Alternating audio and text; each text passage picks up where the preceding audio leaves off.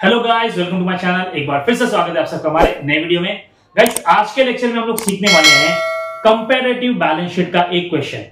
अगर आप SY BCom में हो और या एसवाई बीएमएस फाइनेंस में हो तो ये वीडियो आपके लिए है।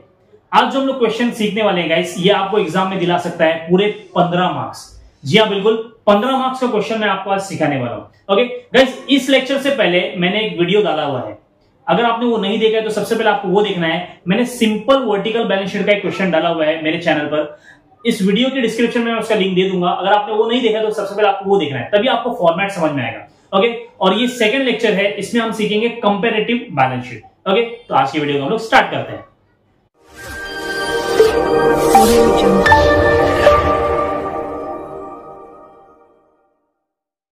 तो गाइस, आपको स्क्रीन पे क्वेश्चन दिख रहा होगा। Following is the balance sheet of Varun Company Limited as on 31st March 2019 and 31st March 2020 is given as below. You are required to prepare comparative balance sheet of Varun Company Limited as on 31st March 2019 and 31st March 2020. तो guys, यहां पर आपको question में दो अलग अलग साल का डेटा दिया हुआ है। इससे पहले जो क्वेश्चन हम लोगों ने किया था उसमें एक सिंगल कॉलम था अमाउंट का, लेकिन यहां पर दो अलग अलग ईयर्स बताए। एक जो डेटा दिया है वो दिया है 2019 का और एक दिया है 2020 का। और आपको बोला गया है कि आपको प्रिपेयर करना है कंपैरेटिव बैलेंस शीट। कंपैरेटिव का मतलब क्या होता है? दोनों साल को आपको क्या करना है? कंपेयर करना है और आपको बताना है कि कितना चेंज हुआ। थर्ड जो कॉलम बनेगा वो कौन सा बनेगा? एब्सोल्यूट चेंज का। और चौथा कॉलम बनेगा परसेंटेज का, कि परसेंटेज वाइज कितना डिफरेंस आया है। ठीक है, तो जब भी कंपैरेटिव बैलेंस शीट का क्वेश्चन आएगा तो आपको क्वेश्चन में दो अलग अलग ईयर्स दिए होंगे।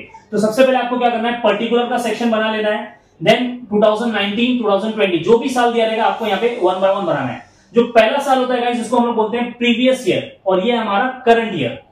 यहाँ पे एक और कॉलम बनेगा एब्सोल्यूट चेंज और लास्ट में कॉलम बनेगा परसेंटेज। तो ये फॉर्मेट है, ये वैसे हम लोग को कॉलम बनाना है गाइस। ये सबसे पहले आपको ये सीखना पड़ेगा। उसके बाद में जैसे हम लोग को क्वेश्चन में दिया है share capital, reserves and surplus, अब हम लोग जो वर्टिकल बैलेंस शीट का फॉर्मेट है उसके हिसाब से जाएंगे और हम लोग सिस्टमैटिक तरीके से इसको लिखेंगे। तो सबसे पहला क्या आता है वर्टिकल बैलेंस शीट में? नंबर 1,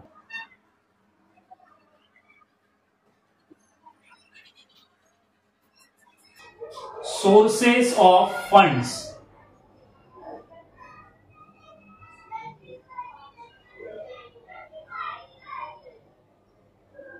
इसको आपको अंडरलाइन करना है। सबसे पहले हेडिंग क्या आएगा? Sources of fund. Sources of fund कहीं लिखा नहीं होता है, आपको फॉर्मेट में लिखना पड़ता है।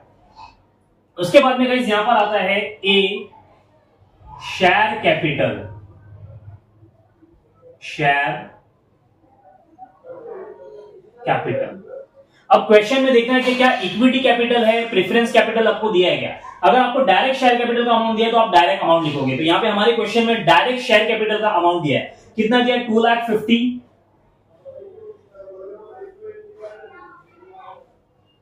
और सेकेंड ईयर का दिया है 3,70,000। ये जो बाकी के कॉलम है इसको हम लोग को लास्ट में करना है। सबसे पहले हम लोग को बैलेंस शीट को टैली करना है।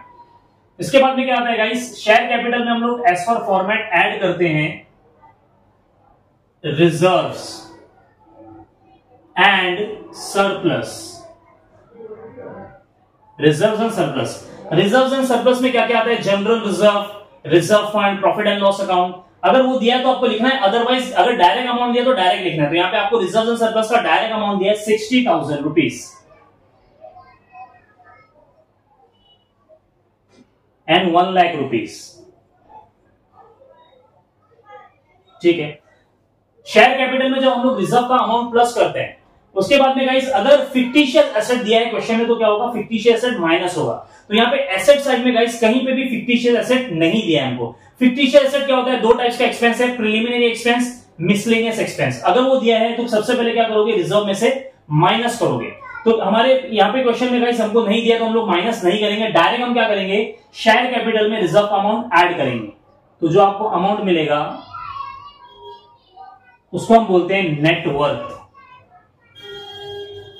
नेटवर्थ, या हम इसको बोलते हैं ओन्ड फंड। Owned fund. तो 2,50,000 में हम लोग क्या करेंगे? 60,000 प्लस करेंगे तो कितना आएगा? ₹10,000। ये कितना होगा? ₹4,70,000। ठीक है, ये आ गया हमारा नेटवर्क। अब क्या आता है? ए के बाद में आता है बी आता है। बी क्या आता है? Borrowed fund.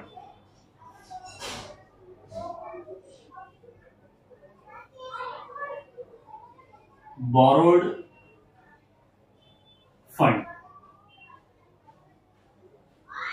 बोरोड फंड में दो टाइप्स के कैपिटल्स होते हैं, एक दो टाइप्स के लोन होते हैं, secure loan and unsecure loan. तो सबसे पहले आएगा यहां पे secured loan. Secured loan, secure loan में भी कैटेगरी होती है, जैसे कि डिबेंचर्स, बैंक लोन। अगर आपको क्वेश्चन में दिया तो आप लिखोगे, अदरवाइज डायरेक्ट अमाउंट आपको लिखना है। तो यहां पे हमारे क्वेश्चन में डायरेक्ट सिक्योर लोन और अनसिक्योर लोन का अमाउंट दिया है, तो डायरेक्ट हम लोग लिखेंगे 1 lakh rupees and second year का है 1,60,000 रुपीज। अनसिक्योर्ड लोन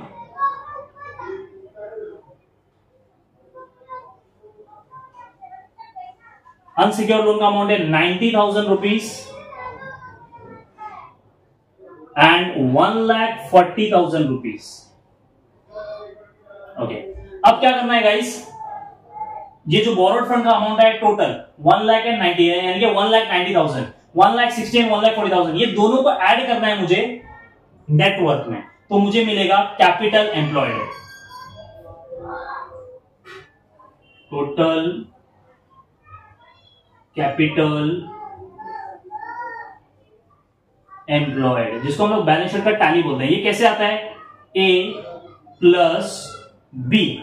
तो ए का अमाउंट क्या है हमारा? नेटवर्क 3,10,000 और बी का अमाउंट है 1,90,000। तो इसको जब ऐड करेंगे तो हमको अमाउंट आएगा 5 लाख।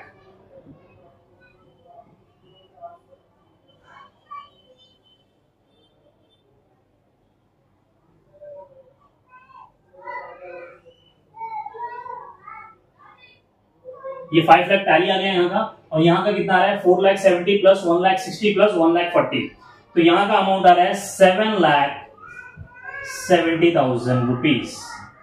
7,70,000 यहाँ का टैली आ रहा है। ठीक है, तो फर्स्ट कॉलम का कितना आ गया? 5 लाख और 7,70,000 सेकेंड ईयर का। उसके बाद में क्या करना है आपको? आधा बैलेंस शीट टैली हो गया। अब हमारा क्या आता है? Point number 2। पॉइंट नंबर 2 में हम लोग क्या लिखते हैं? Application of fund. एप्लीकेशन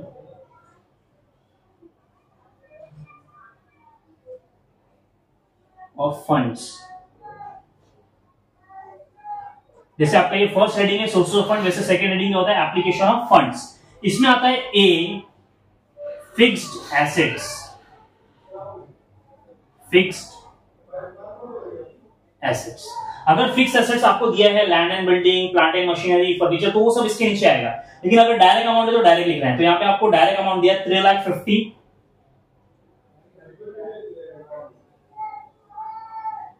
और सेकेंड ईयर का दिया है 5,70,000।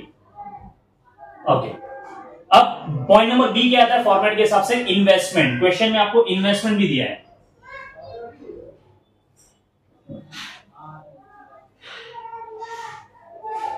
इन्वेस्टमेंट्स कितना अमाउंट है? 1,20,000 प्लस 1,70,000। ए और बी। अब सी आता है, सी हम लोग वो साइड करते हैं। सी आता है working capital. Point number C क्या आता है? Working capital.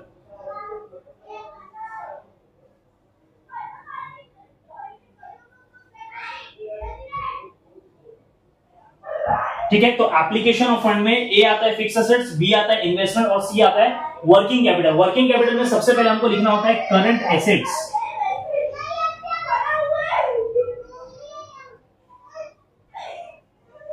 Current assets, current assets में भी कैटेगरी होती है, जैसे कि cash in hand, cash at bank, debtors. अगर वो दिया है तो लिखना है, अदरवाइज नहीं लिखेंगे हम। तो यहाँ पे क्वेश्चन में डायरेक्ट करंट एसेट दिया है 1,30,000।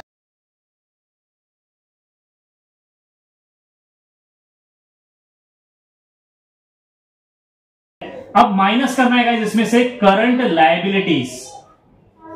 Current liabilities. तो करंट लाइबिलिटीज कहां पर मिलेगा आपको? लाइबिलिटी साइड में। लाइबिलिटी साइड में आप देख सकते हैं करंट लाइबिलिटीज दिया 1,90,000। इसको ब्रैकेट में लिखना है एंड 90,000, जो हम माइनस करते हैं उसको हम लोग ब्रैकेट में लिखते हैं। ठीक, तो 1,30,000 में से 1 लाख माइनस करेंगे, 1,20,000 में से 90 माइनस करेंगे, तो यहां पे अमाउंट आएगा 30,000 और यहां पर भी अमाउंट आ रहा है 30,000। ओके, अब टैली कैसे होगा? ए का अमाउंट कितना है? 3,50,000, बी का अमाउंट है 1,20,000 और सी का अमाउंट फाइनल अमाउंट कितना है? 30 है। तो तीनों को ऐड करना है, तो कितना हो जाएगा? ये 5 लाख हो रहा है।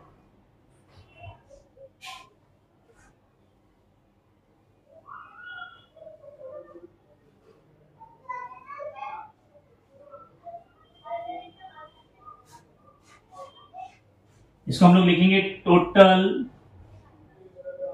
कैपिटल एम्प्लॉयड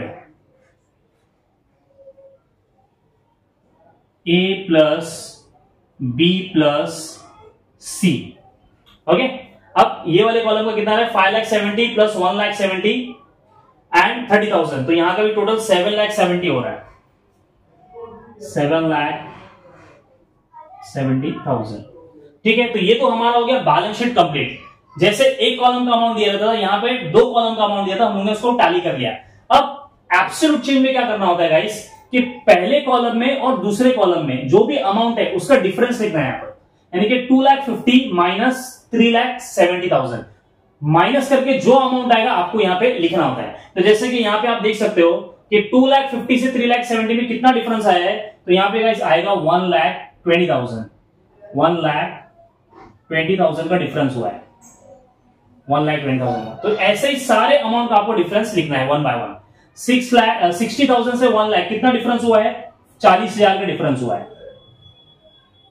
ये 40,000 आ गया यहां पर। 3,10,000 से लेके 4,70,000 तक कितना डिफरेंस हुआ है? तो कैलसी में आपको क्या करना है? माइनस करते जाना है। सिर्फ 1,60,000 का डिफरेंस है। 1 लाख से 1,60,000 में कितना डिफरेंस है? 60,000 का डिफरेंस है। उसके बाद में 90 से 1,40,000 कितना डिफरेंस है? 50,000 का डिफरेंस है। सेम टैली के अमाउंट में भी डिफरेंस नोट करना है। 5 लाख से 7,70,000 के टैली में कितना डिफरेंस है? 2,70,000 का डिफरेंस है। देन 3.5 लाख से 5,70,000 में कितना डिफरेंस है? 2,20,000 का डिफरेंस है। इसमें 50,000 का डिफरेंस है। ओके, अब यहां पर देखते हैं 1,30,000 से लेके 1,20,000 कितना डिफरेंस आ रहा है? यहां पर 10,000 का डिफरेंस आ रहा है। 1 लाख से 90 कितना डिफरेंस है? 1 लाख है, अभी 90 हो गया, कितना? 10,000 का डिफरेंस है। ये भी 10,000। उसके बाद में यहां पे 30,000 और यहां पे 30,000, तो कोई डिफरेंस नहीं, तो क्या आ जाएगा? डैश आ जाएगा।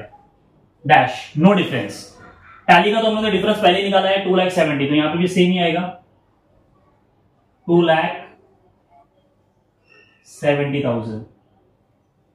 तो आपको समझ में आ गया होगा कि एब्सोल्यूट चेंज का अमाउंट कैसे आता है।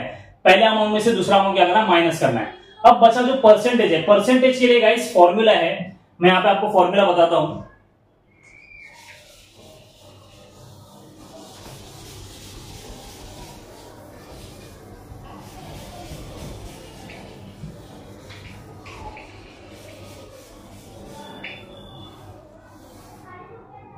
परसेंटेज निकालने का फॉर्मूला होता है परसेंटेज इक्वल टू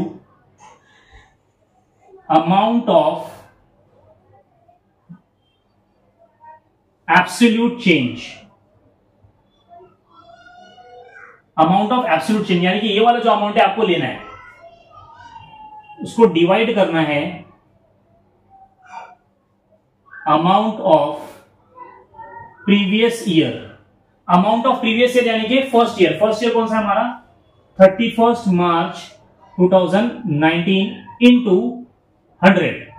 अगर आप मैनुअली कैलकुलेट करें तो इंटू 100 करोगे, अगर आप कैलसी में कर रहे हो तो डायरेक्ट आप परसेंट का साइन दबाओगे। ठीक है, तो सबसे पहले यहाँ पे मैं आपको बताता हूं कि अमाउंट ऑफ एब्सोल्यूट चेंज कितना है, 1,20,000। तो 1,20,000 आपको लेना है कैल्सी में, उसको डिवाइड करना है। आपको डिवाइड किससे करना है, अमाउंट ऑफ प्रीवियस ईयर यानी कि 2.5 लाख से। 2.5 लाख से आप उसको डिवाइड करोगे, देन आप परसेंट का साइन दबाओगे कैल्सी में। तो यहां पे आपका आंसर जो आएगा, कितना आता है आपका आंसर, आपका आंसर आता है 48। कितना आ रहा है, 48। तो ये याद रखना है आपको कि कौन सा अमाउंट लेना है, किससे डिवाइड करना है। उसके बाद में यहां पे हम लोग आंसर इसका लिखते हैं 48%।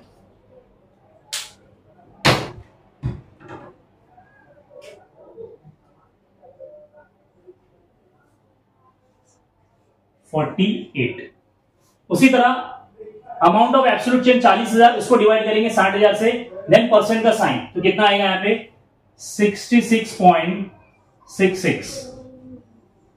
आप कैल्सी में चेक कर सकते हो। देन 1,60,000 का अमाउंट लेना है, डिवाइड बाय 3,10,000 इंटू 100, तो यहां पे आएगा 51.6।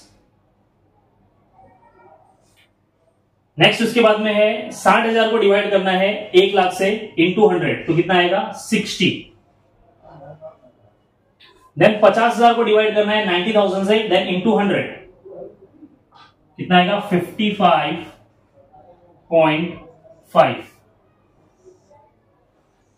सिमिलरली टैली का भी करना है, 2,70,000 को डिवाइड करना है 5 लाख से इंटू 100, तो इसका आएगा 54%।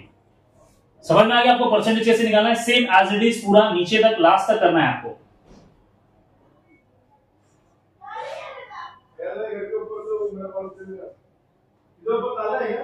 41.6% और करंट एसेट्स का आएगा यहां पे 7.69%, देन 10%। यहां पे डैश है तो यहां पे कोई भी परसेंटेज आएगा नहीं, क्योंकि 30,000 को 30,000 से डिवाइड करेंगे, इंटू 100 करेंगे तो 0 ही आने वाला है। 2,70,000 को डिवाइड करना है 5 लाख से, तो यहां पे हम लोगों ने ऑलरेडी किया हुआ है, तो कितना आ रहा है 54% आ रहा है।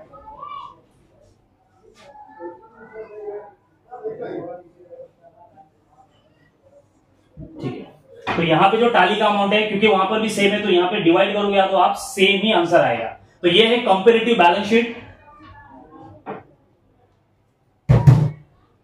आई होप कि गाइस आपको वीडियो अच्छा लगा होगा। अगर आपको वीडियो अच्छा लगता है तो प्लीज इसको लाइक करिए, दोस्तों में शेयर करिए, और चैनल पे नए तो सब्सक्राइब करिए। मिलते हैं हमारे नए वीडियो में। ये क्वेश्चन को गाइस आपको प्रैक्टिस करना है घर पे, और अगर कुछ भी डाउट आता है आपको तो आप कमेंट सेक्शन में लिख सकते हो। ओके, तो मिलते हैं हमारे नेक्स्ट वीडियो में। जब तक के लिए गुड बाय, टेक केयर।